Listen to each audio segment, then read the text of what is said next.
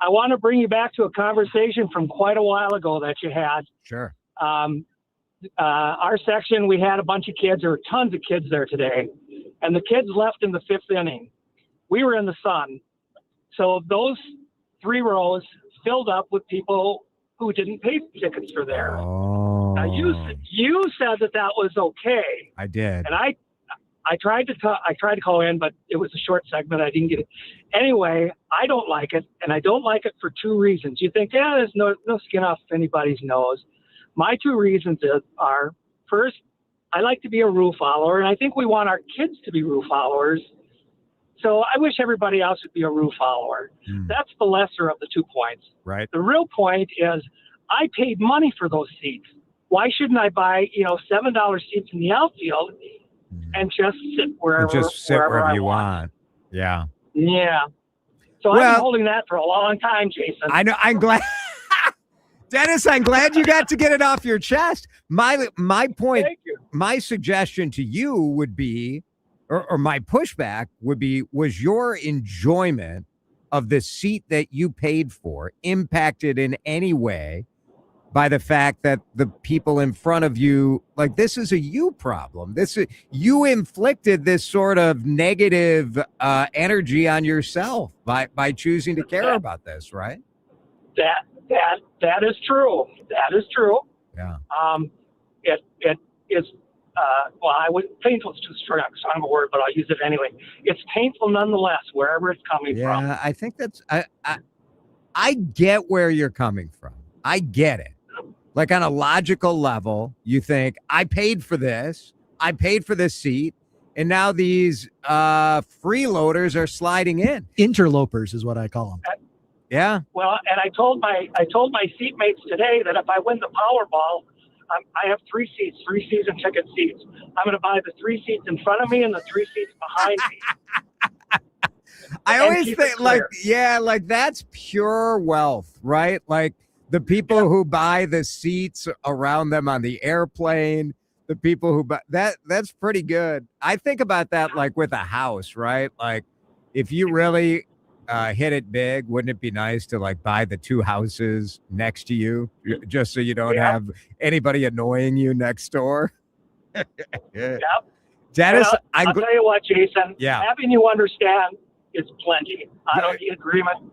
That's just plenty. That's all. That's what we try to do here. We, at least if we can understand where other people are coming from, you still can disagree. It's all good. Thanks, Dennis. Appreciate you. Dennis got to see a win, so he's in good spirits. It's an interesting conundrum, and it does go to a topic that we're going to discuss a little later in the show today about the cheaters at the Min Pass lane. Because I am not a cheater. No. I use the Min Pass lane. I flip the little transponder on to pay for it. But the number of people cheating, honestly, knocked my socks off. Eyebrow raising, I believe, is the term. I was stunned. I enjoy. I'm glad. First of all, Dennis, thank you for listening. Second of all, thank you for hanging on to that. That's impressive. I think it's been a minute since we had that discussion. My theory, especially in the early parts of the season, is that you should be able to move down. Like, if you buy I know, this makes you so upset. I'm with Dennis. I think he's 100% right. My enjoyment of whatever I spend on a ticket is 0% impacted by what anybody else is doing. I don't care. Let me make the converse argument that not only is it not negatively impacted, I, in a positive way, would prefer people to be filled in and sitting around me and having a baseball crowd experience. And I call that false magnanimity on your part. And here's why. If you bought a watch and you paid $1,500 for that watch and you were very fond of that watch, you liked that watch, and you were okay paying $1,500 for that watch because you think that watch is worth $1,500. Yeah.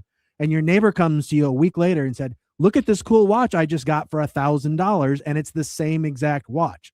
You're going to sit there and with an honest look on your face try to tell me that wouldn't bug you.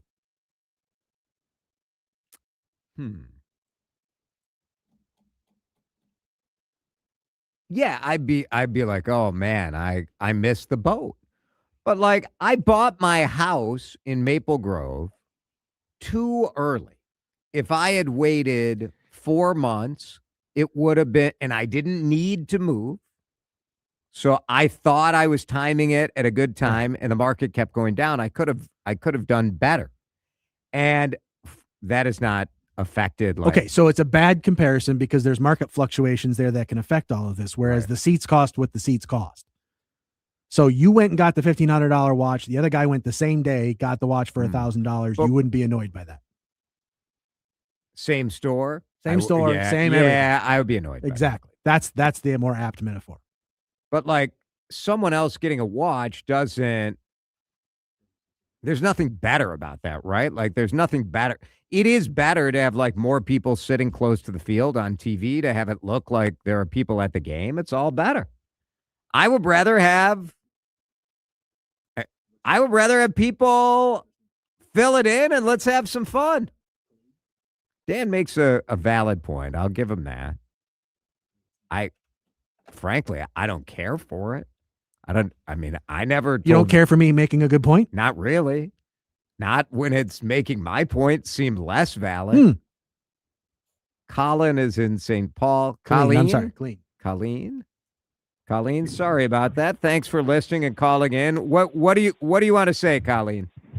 I want to say that I want to do a comparison about your ticket, kids coming and taking seats. Right. I was a Minneapolis public school teacher, and I took kids to New York every year. But we would, get $15 tickets. And at halftime, if seats were available, the ushers would take us into those great days. That's what I missed. The good old days when you could move on down. We're just having fun. Exactly. Get over it just because you paid for a ticket. Boo-hoo. Like, let's let some other people have a good experience, Anyway, it reminded me of that, and I thought, oh my gosh, yes, I loved that. See? I loved it too. We would go to Cubs games or White Sox games in Chicago.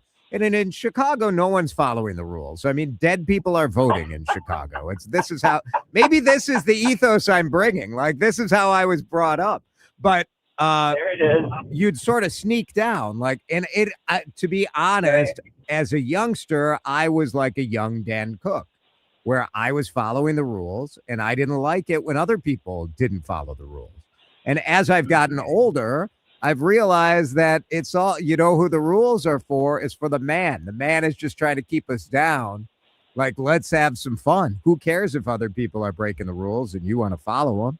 You're getting it depends what rules. Depends what rules, Colleen. But I'm just saying, in the context of moving down, let's fill in the seats. Come on. Well, I would love to do that at a Timberwolves game, but oh my goodness gracious, no. I know. You cannot move down. Those ushers are giving up $1,000. Yeah, anyway. Those ushers are on you for that. Thanks, Colleen. Appreciate it. Pete's in Woodbury. Pete, we started with me saying that I think I'd feel a little ripped off if a game was 2 hours and 15 minutes, but you can talk about whatever you want. Do you think people should be able to move down into open seats? Yeah. I mean, I used to go when the Metrodome was kind of new in the early 80s. Yeah. You could get a GA seat for $4? Right. Sit right up behind Kirby Puckett, wait 2 innings. And then my girlfriend and I would just hoof it on down and nobody cared because there were maybe 3,500 people in the whole building. Right.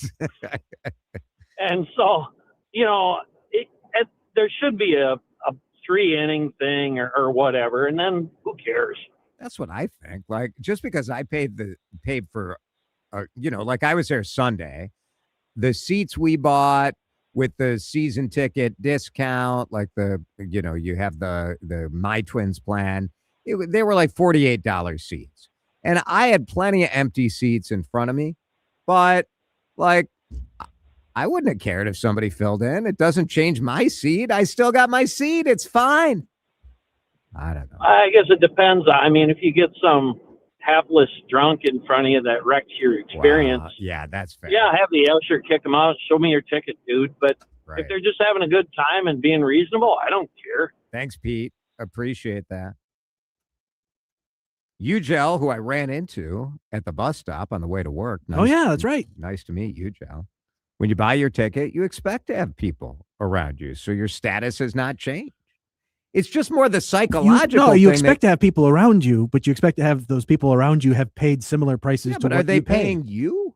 Like, you're not getting the money. What's the No, difference? the difference is I feel ripped off. If somebody else, bought the watch at $1,000 and I paid $1,500, I feel ripped off, and that impacts my enjoyment of the ballgame. So silly. So silly. I can't believe you are a rule follower. I know this about you. And on this, you just completely flip 180 on this. We like to keep you guessing. I guess. Jerry's in Savage.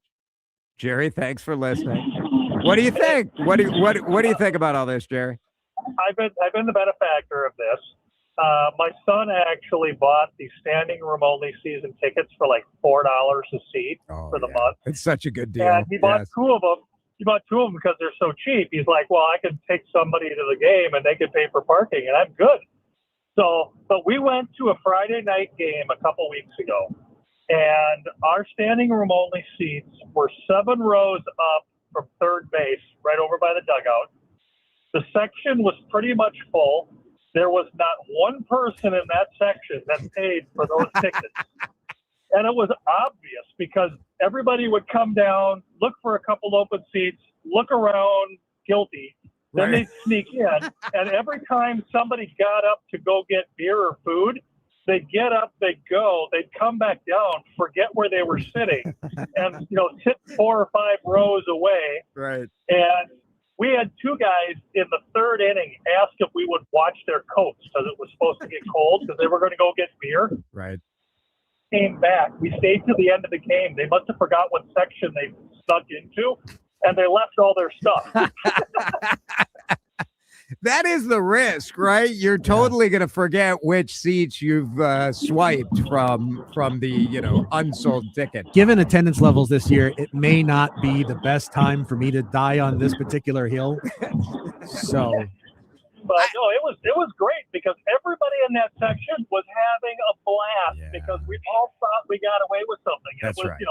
The $2 beers were flowing, and it feels like found money at that point. Like you're having an experience that you didn't pay for. You probably wouldn't pay for. But it's pretty cool. Like sitting close is awesome. It just is. Well, the Twins made a lot of money on concessions because everybody figures like, hey, I didn't pay for these tickets. I'm gonna go spend $40 on nachos. Right. That's pretty good. Thanks, Jerry. Appreciate it. Well, and that feeds into what one of the other texters said, which I think is actually a really good idea. They said, so if people want to be able to move up, which I'm okay with, maybe to get a little skin in the game, they should have to buy popcorn or a beverage for the guys in front of them. Or the people in back of them, at least buy some concessions so they have to pay a little bit towards the Twins. Like a little toll. Yeah, just a little something, and then, everybody's cool. I like that. You give a little something to the... I just think, like, if you felt good about paying $40 for the seat in section 122, which is where I was, row 13 or 14, then who cares if someone's freeloading in front of you or behind you? I care. It annoys me.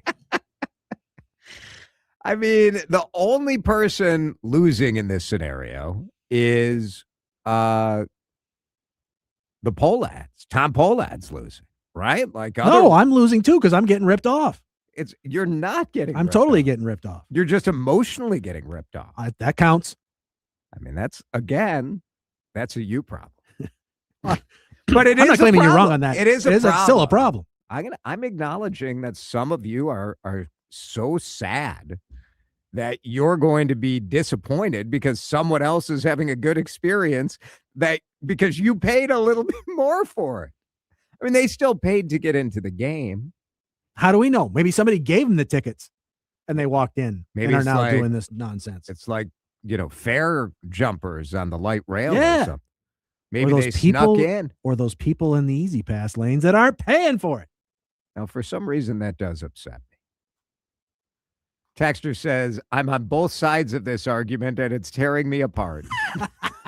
I think it's like politics today. I'm okay if it benefits me. I think that's, you know what, Texter? Honestly. That's it. That's it on the nose right there. That kind of honesty, we need more of it. We need more of it.